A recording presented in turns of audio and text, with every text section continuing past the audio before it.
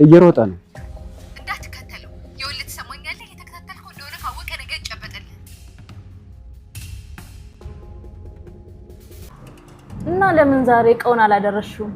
እቃ አይደለም ሰነድ፣ ብሩክን ወንጀለኛ የሚያደርግ ሰነድ።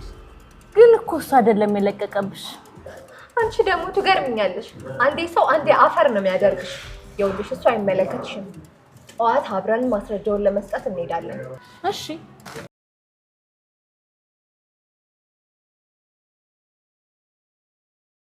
ብሩክ እና ምሳሌ ወደ ውጭ ሀገር ሄዱ።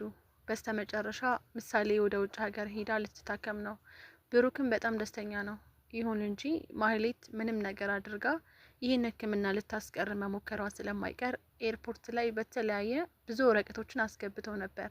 ለዛም ነው ማህሌት እስከ ኤርፖርት ድረስ ሄዳ የብሩክንና የምሳሌን ጉዞ ለመሰረዝ ብትሞክርም ፈጽሞ አልቻለችም። ለመሆኑ እንዴት ብሎ ነው ይህን ነገር ቀድሞ ሊያውቅ የቻለው የሚለውን ነው ይዤላችሁ የመጣሁት። ሰላም ሰላም፣ ውድና የተከበራችሁ የቻናል ቤተሰቦች፣ ለቻናሉ አዲስ ከሆናችሁ ሰብስክራይብ በማድረግ እንዲሁም ቪዲዮውን በላይክ መጀመር አትርሱ። ምሳሌ ድራማ ቀጣይ ፓርት ነው ይዤላችሁ የመጣሁት። እስከ መጨረሻው ድረስ አብራችሁ ለመቆየት ሞክሩ። ማህሌት እንደሚታወቀው ምሳሌ ወደ ውጭ ሀገር ሂዳ እንድትታከም ፈጽሞ አትፈልግም። ይህ ማለት የብሩክ ገንዘብ እንዲመለስለት ነው የምትፈልገው። ከብሩክ ጋር አብሮ ለመኖር ግዴታ ገንዘብ ያስፈልጋታል። ወደ ውጭ የሚሄድ ከሆነ ደግሞ ምሳሌም ትድናለች፣ ገንዘብም ላይኖራቸው ይችላል የሚል ግምት አላት። ይህን ለማድረግ ደግሞ የእስካሁን ፓርቶችን አይተናል። ብዙ ሙከራዎችን አድርጋለች። ምሳሌ ወደ ውጭ ሂዳ መታከም ይቅርና እንዳትድን ተጨማሪ መድኃኒት ሁሉ እየሰጠቻት እዚህ ደረጃ ላይ አድርሳታለች። ይሁን እንጂ አሁን በቤት ውስጥ የምታከናውናቸው ነገሮች ባይኖሩም ነገር ግን ከዝና ጋር በመተባበር በተለያዩ ነገሮች የምሳሌን ሕክምና ለማስተጓጎል እንደዚሁም ለማስቀረት እየሞከረች ነው። ይህ የመጨረሻ ያላት ቻንስ ምንድን ነው? ኤርፖርት ላይ ማሳገድ ነው። አንድ ሰው ያለ ምክንያት ከጉዞ ማሳገድ አይቻልም።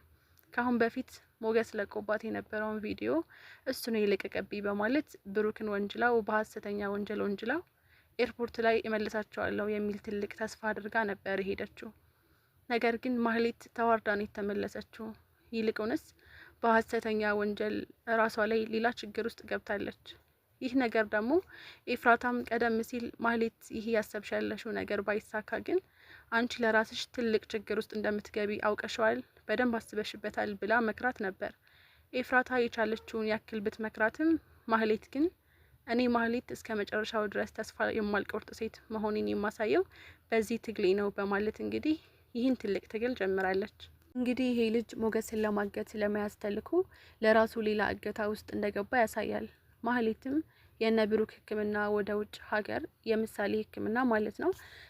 ምሳሌና ብሩክ ወደ ውጭ ሀገር ሂደው ሊታከሙ ቤቱ መኪናውም ተሽጦ ተጨማሪም የሞገስ የእናቱ በእናቱ ስም የተመዘገበለት ሌላ መኪና ነበረች። እሱን ጨምሮ ሽጦ ሞገስም ልኮለት ሙሉ ለሙሉ ከነ ሙሉ ወጪ ስለሸፈነ ለጉዞ ተነስቷል። ማህሌት ይህን ሁሉ ነገር እንዳይሳካ ከአሁን በፊትም እንደምትሞክር ሁሉ አሁንም የመጨረሻ ያላት አማራጭ ኤርፖርት ብቻ ነው። እንደሚታወቀው ከአሁን በፊት ቤቱ እንዳይሸጥ መኪናውም እንዳይሸጥ ማንም ሰው እንዳያግዘው ሞገስም ንብረትም መኪናውን ሆነ ቤቱን እንዳይገዛው ወይም ደግሞ ስጦታውም የሚሆን ገንዘብ እንዳይሰጠው አግዳ ነበር። ነገር ግን ሁሉም ነገር በሷ ስኬታማነት ሊጠናቀቅ አልቻለም። ይህ ሁሉ ከተሸነፈች በኋላ አሁንም በስተመጨረሻ ያላት አማራጭ ኤርፖርት ሂዳ መክሰስ ነበር። እሱን ሳይሳካ ዛሬ ተመልሳለች። ብሩክ ሞገስን ካጣ አቅም አይኖረውም፣ ተስፋም ይቆርጣል፣ ጓደኛም አይኖረውም። ስለዚህ ሞገስን ካስወገድን በኋላ ብሩክን መታገል በጣም ቀላል ነው የሚሆንልን። ብንችል ምሳሌ እንዳያሳክም ምን እናደርገዋለን? በዛ ልንጎዳው እንችላለን። ካልቻለንና ምሳሌ ወደ ውጭ ሀገር ሂዳ ለመታከም ከሞከረች ደግሞ እዚህ ሲመለስ ቅድስትን እንዲያገኛት እናደርጋለን የሚል እቅድም ነበራቸው። አሁን ግን ዝና ለማህሌት እየሰጣት ያለው ተስፋ ዝም ብሎ ተስፋ እንደሆነ ከአሁኑ ላይ አይታለች።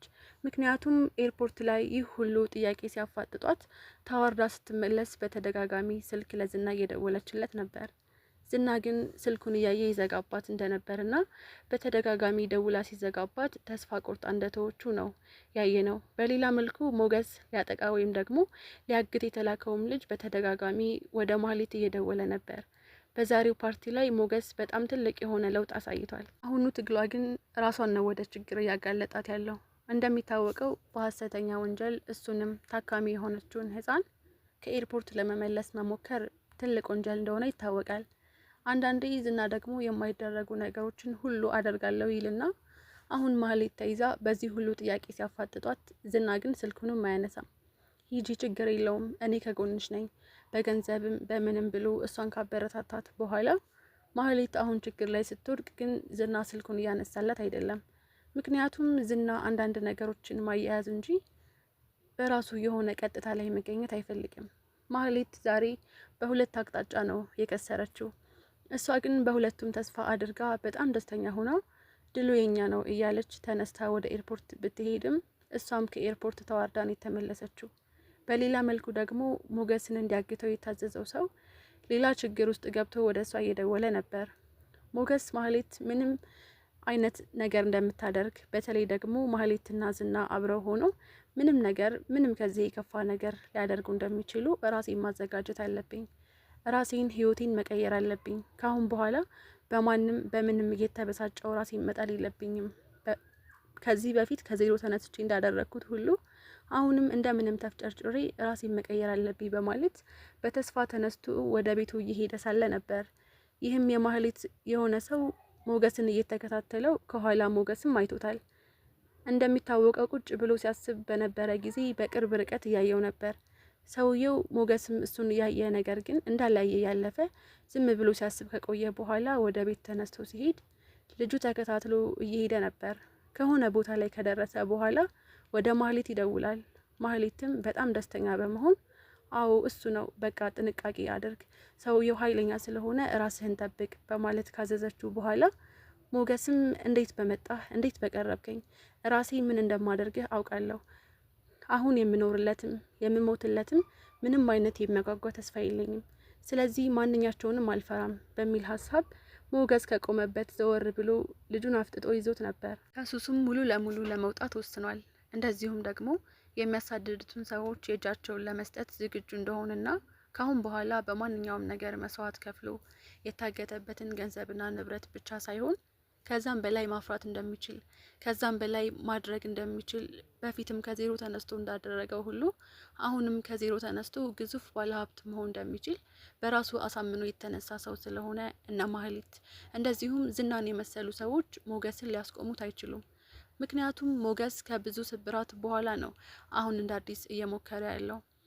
ዳጣና ቅድስት እቤት ደስታቸውን እየቀጩ ይገኛሉ። በስተመጨረሻም ተሳካልን በማለት በጣም ደስተኛ ሆነው ደስታቸውን እየቀጩ ሳለ ብሩክ ይደውልላቸዋል። ከዚያው በኋላ ራሳችሁን ጠብቁ፣ ከጥቂት ጊዜ በኋላ ምሳሌን ሽሻላት እንመለሳለን በማለት ደውሉላቸው ነበር። የቅድስትና የዳጣ ደስታ ወደር የለውም። ብሩክም በዚህ ነገር ላይ በጣም ደስተኛ ነው። ለረጅም ጊዜ ሲጠባበቀው የነበረው ቀን ስለደረሰ እንደዚህ ለዚህ ቀን በመድረሱ ፈጣሪውን እያመሰገነ በጣም ደስተኛ ሆኖ ነበር ወደ ኤርፖርት ውስጥ የገባው። በስተመጨረሻም ሁሉም ነገር ተሳካ ያለ ደስተኛ ሆኖ ነው እዚህ ጋር የሚታየው። በሌላ መልኩ ማህሌትና ዝና ተቀያይመው ያሉ ይመስላል።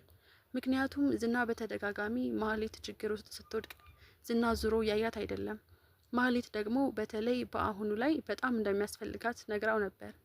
ማህሌት ትኩረቷ ብሩክ ላይ ሲሆን እሱ ደግሞ ትኩረቱ ሞገስ ላይ ነው። ምክንያቱም ማህሌት የላከችው ወደ ሞገስ የተላከው ሞገስን ሊያግት የተላከው ሰው ፈጽሞ እራሱ ሌላ ችግር ውስጥ እንደገባ ማህሌት ለዝና ስትነግረው ዝና አሁንም በተጨማሪ ማህሌት ላይ ነበር የዛተባት።